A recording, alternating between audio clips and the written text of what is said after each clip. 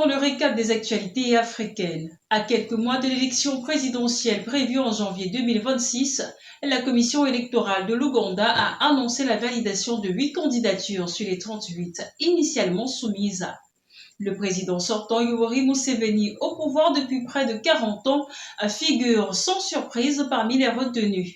À ses côtés, son principal opposant Robert Kyagulanyi, plus connu sous le nom de Bobi Wine, voit sa candidature confirmée malgré les incertitudes des dernières semaines. Le processus de validation a déjà suscité des contestations, notamment de la part de plusieurs aspirants recalés. À la veille de la clôture des dépôts, la commission avait informé certains d'un manque de signatures de parrainage, condition indispensable pour se présenter. Une vingtaine de candidats évincés ont réclamé un report, dénonçant des délais trop courts et un traitement inéquitable. Le président de la commission électorale, Simone Moudini, a formalisé l'entrée des 8 candidats dans la course en ces termes.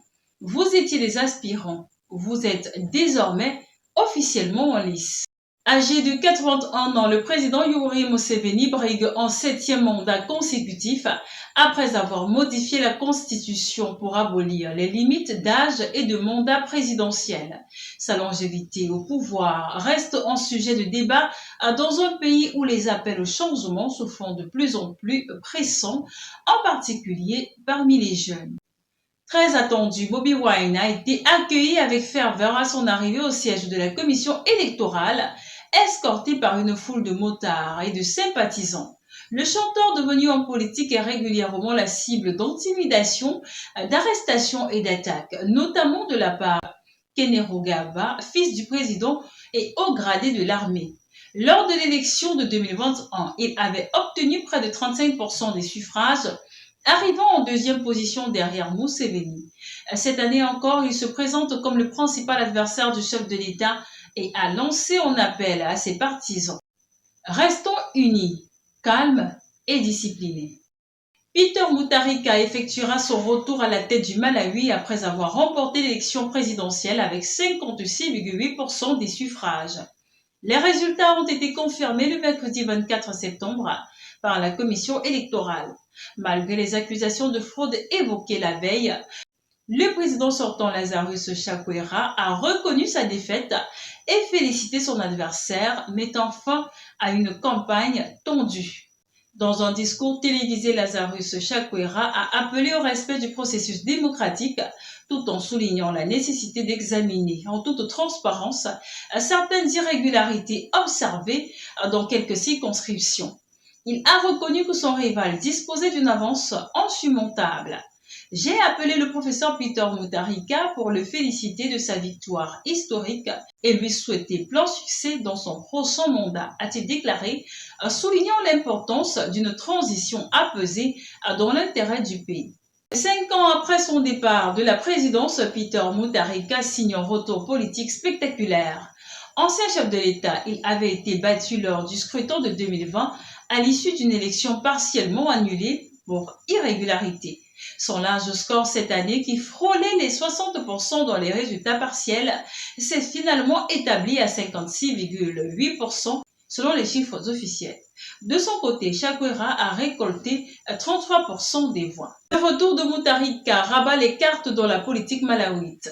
Ce scrutin du 16 septembre marque aussi une nouvelle étape pour la démocratie du pays dans un climat régional souvent tendu. Le geste de concession de Chakwera, salué par de nombreux chanceliers africains et internationaux, a été vu comme un signal fort de maturité politique. Peter Mutharika devient ainsi le 7e président du Malawi et s'apprête à entamer un nouveau mandat dans un contexte économique et social difficile où les attentes de la population sont particulièrement élevées. Dans la ville de Bafoussam, au carrefour Sokada, Issa Tiroma Bakary, candidat du Front pour le salut national du Cameroun à la présidentielle du 12 octobre 2025, a tenu un géant meeting le mercredi à Bafoussam. En effet, ce meeting, couplé avec l'installation des bureaux régionaux et départementaux du FSNC pour l'Ouest, a été une démonstration de force pour l'ancien ministre. Plusieurs sympathisants et militants du parti ont massivement fait le déplacement. Et ces derniers scandaient « Tiroma président » quand il a pris la parole. Ce meeting aux allures de véritable conquête populaire est un signal fort envoyé par le candidat avant le coup d'envoi de la campagne électorale. À ses côtés, on apercevait Anissette Ekane, le président du Manidem, et le professeur Jean-Calvin Abba-Oyono, conseiller politique du président du mouvement pour la renaissance du Cameroun, le MRC, dirigé par Mamadou Mota. Ancien ministre du président Paul Biya, Issa Chiroma Bakary a été désigné candidat consensuel de l'opposition. Selon plusieurs observateurs, il fait partie des favoris pour cette élection cruciale pour l'avenir du Cameroun. L'ONG Human Rights Watch a estimé mardi 23 septembre que les expulsions par les États-Unis de détenus vers des pays africains dans le cadre d'accords opaques violaient le droit international et devaient être rejetées.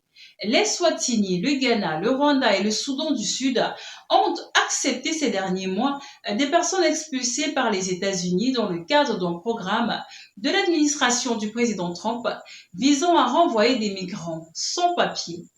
Human Rights Watch a indiqué avoir pris connaissance de l'accord conclu entre les États-Unis et le petit royaume africain d'Eswatini qui n'a pas été rendu public et prévoit une aide financière de 5,1 millions de dollars pour renforcer ses capacités en matière de gestion frontière et de migration.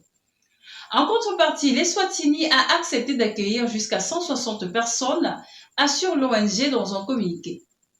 En juillet, le Royaume a accepté 100 ressortissants cubains, jamaïcains, laotiens, vietnamiens et yéménites qui avaient été condamnés pour des crimes aux États-Unis. Il les a incarcérés dans une prison de haute sécurité de Massafa, tristement célèbre pour devenir des prisonniers politiques et pour sa population. Des avocats et des groupes de la société civile d'Eswatini ont saisi la justice pour contester la légalité de ces détentions et exiger du gouvernement qu'il rende public les termes de son accord avec Washington. Human Rights Watch a déclaré avoir également pris connaissance de l'accord conclu avec le Rwanda qui aurait accepté d'accueillir jusqu'à 250 personnes et qui prévoit une aide financière américaine d'environ 7,5 millions de dollars. Les accords opaques qui facilitent ces transferts s'inscrivent dans une approche politique des États-Unis qui viole le droit international et vise à instrumentaliser la souffrance humaine comme moyen de dissuasion de la migration. Fin de ce sommaire sur l'actualité africaine. Merci de l'avoir suivi. Abonnez-vous à la chaîne si ce n'est pas encore le cas. Activez la cloche de notification pour recevoir toutes nos vidéos. N'oubliez surtout pas de visiter notre site d'information www.filiradar.com.